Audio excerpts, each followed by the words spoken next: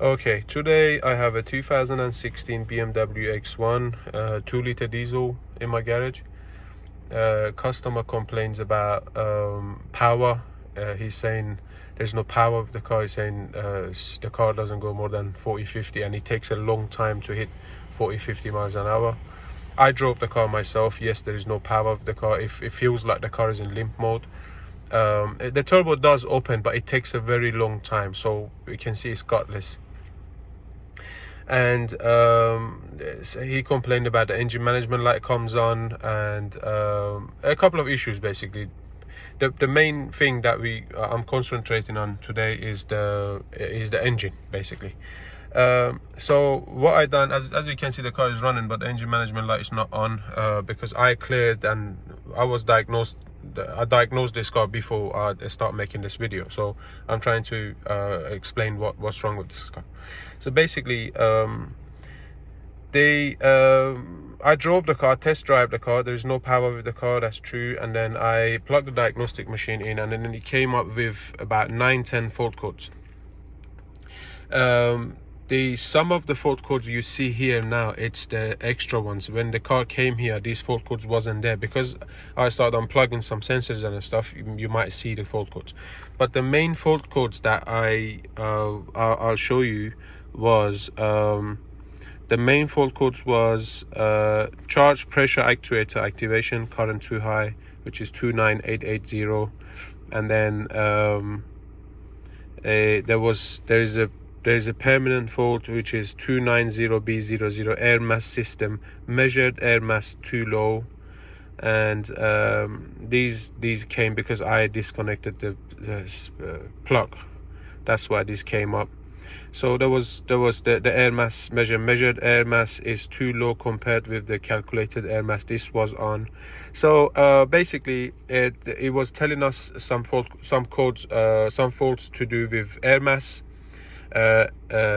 measured air mass too low or measured air mass too high, and then it was coming up with charge pressure actuator activation, current too high. Basically it was telling us that there is a problem with the air system on the car.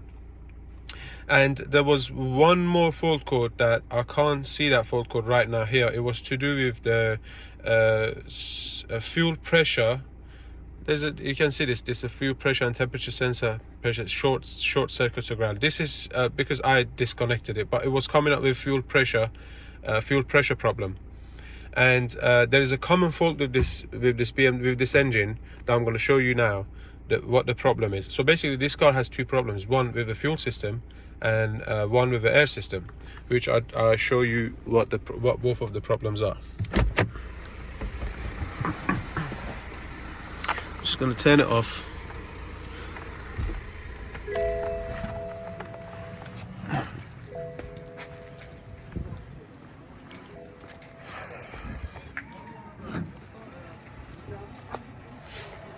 Okay, this is the engine, if you have the same engine. This is the Swirl flaps motor. So this is the motor basically actuates. Basically what this does when you start the car, it moves this lever up and down. We got some flaps inside there. I don't know if you can hear it.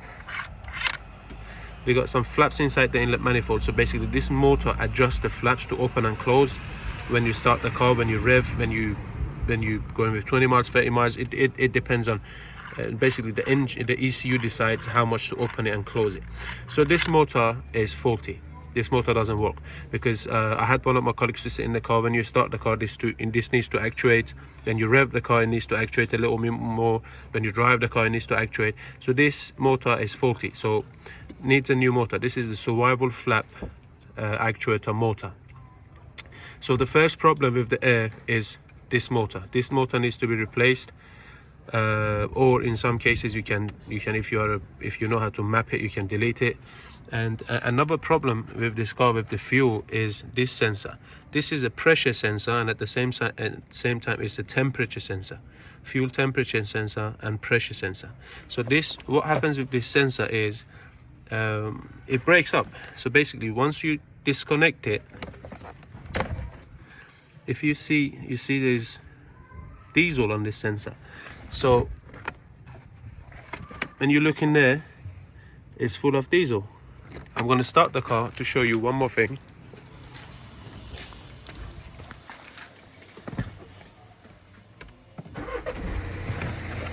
So once you start the car, if you look at the sensor is going to start leaking.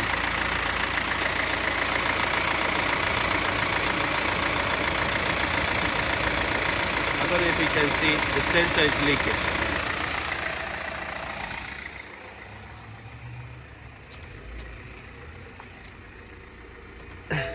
So what happens with that sensor is, I think the seals or oil seals or diesel seals inside the sensor breaks up, and then it pushes the fuel through the sensor into the plug. That's how it's basically that sensor. We need a new sensor. We need a new pressure sensor. It's a temperature sensor at the same time as well. So we need a new pressure sensor, and we need a actuator, the survival actuator motor to replace for this car. That's the problem with the air system and the fuel system. I'm gonna leave the fault codes on the description on the video, so hopefully if someone has the same problem, maybe this video can help them. Thanks for watching.